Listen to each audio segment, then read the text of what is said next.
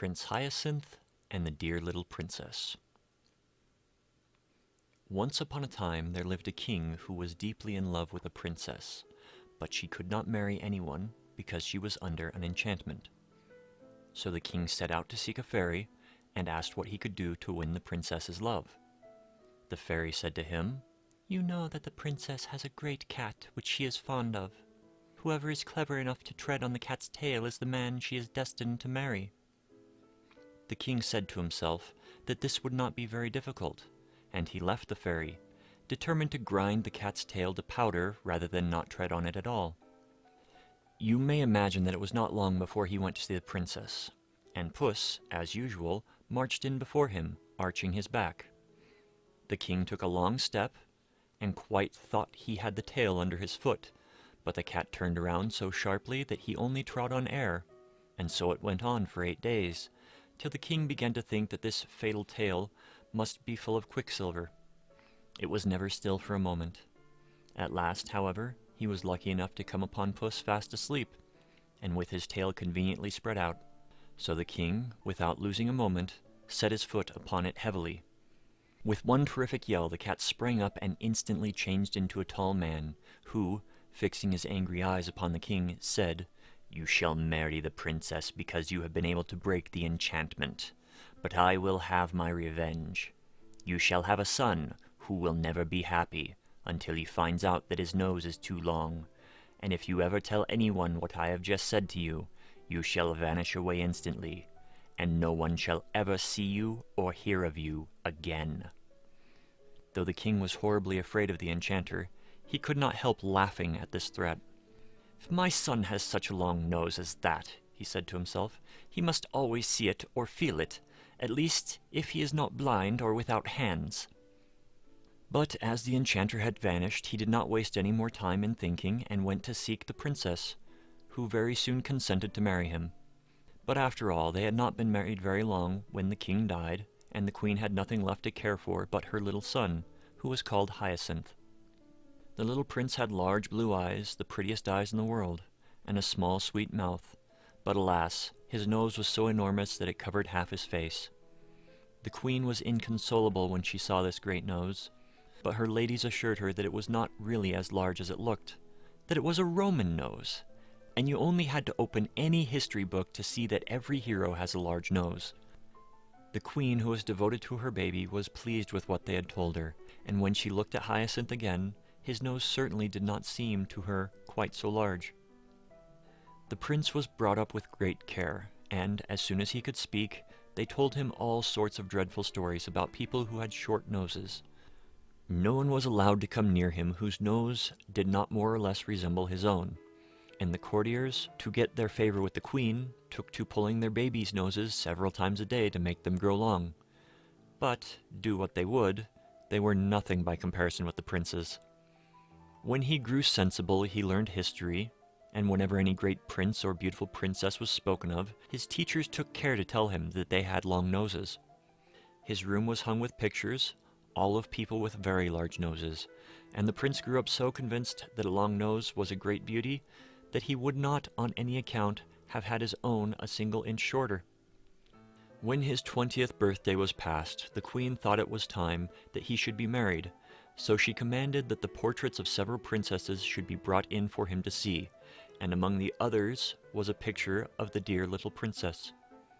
Now she was the daughter of a great king, and would someday possess several kingdoms herself, but Prince Hyacinth had not a thought to spare for anything of that sort. He was so much struck with her beauty. The princess, whom he thought quite charming, had, however, a little saucy nose which, in her face, was the prettiest thing possible. But it was a cause of great embarrassment to the courtiers, who had gotten such a habit of laughing at little noses that they sometimes found themselves laughing at hers before they had time to think. But this did not do at all before the prince, who quite failed to see the joke, and actually banished 2 of his courtiers, who had dared to mention disrespectfully the dear little princess's tiny nose. The others, taking warning from this, learned to think twice before they spoke, and one even went so far as to tell the prince that, though it was quite true that no man could be worth anything unless he had a long nose, still, a woman's beauty was a different thing, and he knew a learned man who understood Greek and had read in some old manuscripts that the beautiful Cleopatra herself had a tip-tilted nose. The prince made him a splendid present as a reward for this good news, and at once sent ambassadors to ask the dear little princess in marriage. The king, her father, gave his consent, and Prince Hyacinth, who, in his anxiety to see the princess, had gone 3 leagues to meet her, was just advancing to kiss her hand when, to the horror of all who stood by, the enchanter appeared as suddenly as a flash of lightning, and, snatching up the dear little princess, whirled her away out of their sight. The prince was left quite unconsolable, and declared that nothing should induce him to go back to his kingdom until he had found her again. And refusing to allow any of his courtiers to follow him, he mounted his horse and rode sadly away, letting the animal choose his own path.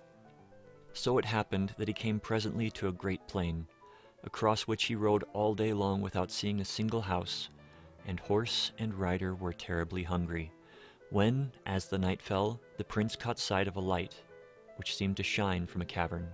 He rode up to it, and saw a little old woman, who appeared to be at least 100 years old.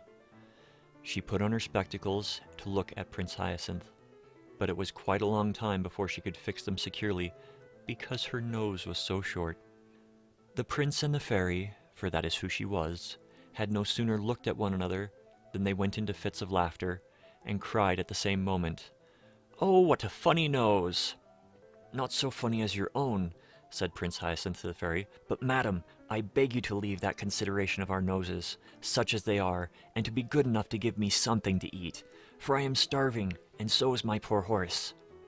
"With all my heart," said the fairy. "Though your nose is so ridiculous, you are, nevertheless, the son of my best friend. I loved your father as if he had been my brother. Now he had a very handsome nose." "And pray what does mine lack?" said the prince. "Oh, it doesn't lack anything," replied the fairy. "On the contrary, quite. There is only too much of it. But never mind, one may be a very worthy man though his nose is too long. I was telling you that I was your father's friend. He often came to see me in the old times, and you must know that I was very pretty in those days. At least, he used to say so. I should like to tell you of a conversation we had the last time I ever saw him." "Indeed," said the prince. "When I have supped, it will give me the greatest pleasure to hear it. But consider, madam, I beg you, that I have had nothing to eat today." "The poor boy is right," said the fairy. "I was forgetting. Come in, then, and I will give you some supper. And while you are eating, I can tell you my story in a very few words. For I don't like endless tales myself. Too long a tongue is worse than too long a nose, and I remember when I was young I was so much admired for not being a great chatterer. They used to tell the queen, my mother, that it was so. For though you see what I am now, I was the daughter of a great king. My father—" "Your father, I dare say, got something to eat when he was hungry," interrupted the prince. "Oh, certainly," answered the fairy. "And you also shall have supper directly. I only wanted to tell you—" "But I really cannot listen to anything until I have had something to eat," cried the prince, who was getting quite angry. "But I really cannot listen to anything until I've had something to eat," cried the prince, who was getting quite angry, but then, remembering that he had better be polite as he much needed the fairy's help, he added, "I know that in the pleasure of listening to you I should quite forget my own hunger, but my horse, who cannot hear you, must really be fed." The fairy was very much flattered by this compliment, and said, calling to her servants, "You shall not wait another minute. You are so polite, and in spite of the enormous size of your nose, you are really very agreeable." "Plague take the old lady, how she does go on about my nose," said the prince to himself. "One would almost think that mine had taken all the extra length that hers lacks. If I were not so hungry, I would soon have done with this chatterpie who thinks she talks very little. How stupid people are not to see their own faults. That comes of being a princess. She has been spoiled by the flatterers, who have made her believe that she is quite a moderate talker." Meanwhile, the servants were putting the supper on the table, and the prince was much amused to hear the fairy, who asked them 1,000 questions, simply for the pleasure of hearing herself speak. Especially he noticed one maiden who, no matter what was being said, always contrived to praise her mistress's wisdom. "Well," he thought as he ate his supper, "I'm very glad I came here. This just shows me how sensible I have been in never listening to flatterers. People of that sort praise us to our faces without shame, and hide our faults or change them into virtues. For my part, I will never be taken in by them. I know my defects. I hope. Poor Prince Hyacinth. He really believed what he said, and hadn't any idea that the people who had praised his nose were laughing at him, just as the fairy's maid was laughing at her. For the prince had seen her laugh slyly when she could do so without the fairy's noticing her. However, he said nothing, and presently, when his hunger began to be appeased, the fairy said, "My dear prince, might I beg you to move a little more that way, for your nose casts such a shadow that I cannot see what I have on my plate." "Ah, thanks. Now let us speak of your father. When I went to his court, he was only a little boy. But that is 40 years ago, and I have been in this desolate place ever since. Tell me what goes on nowadays. Are the ladies as fond of amusement as ever? In my time one saw them at parties, theatres, balls, and promenades every day. Dear me, what a long nose you have. I cannot get used to it." "Really, madam," said the prince, "I wish you would leave off mentioning my nose. It cannot matter to you what it is like. I am quite satisfied with it, and have no wish to have it shorter. One must take what is given one." "Now you are angry at me, my poor Hyacinth," said the fairy, "and I assure you that I did not mean to vex you. On the contrary, I wished to do you a service. However, though, I really cannot help your nose being a shock to me. I will try not to say anything about it. I will even try to think that you have an ordinary nose. To tell the truth, it would make 3 reasonable ones." The prince, who was no longer hungry, grew so impatient at the fairy's continual remarks about his nose that at last he threw himself upon his horse and rode away hastily. But wherever he came in his journeyings, he thought people were mad, for they all talked of his nose, and yet he could not bring himself to admit that it was too long. He had been so used all his life to hear it called handsome. The old fairy, who wished to make him happy, at last hit upon a plan. She shut the dear little princess up in a palace of crystal, and put this palace down where the prince would not fail to find it.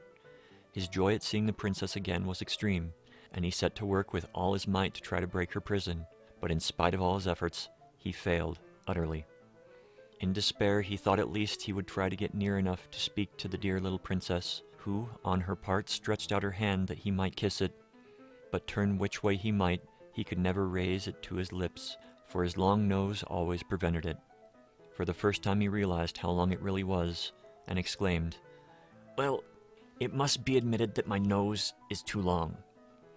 In an instant, the crystal prison flew into 1,000 splinters, and the old fairy, taking the dear little princess by the hand, said to the prince, "Now, say if you are not very much obliged to me. Much good it was for me to talk to you about your nose. You would never have found out how extraordinary it was if it hadn't hindered you from doing what you wanted to. You see how self-love keeps us from knowing our own defects of mind and body. Our reason tries in vain to show them to us. We refuse to see them till we find them in the way of our interests." Prince Hyacinth, whose nose was now just like anyone's else, did not fail to profit by the lesson he had received. He married the dear little princess, and they lived happily ever after.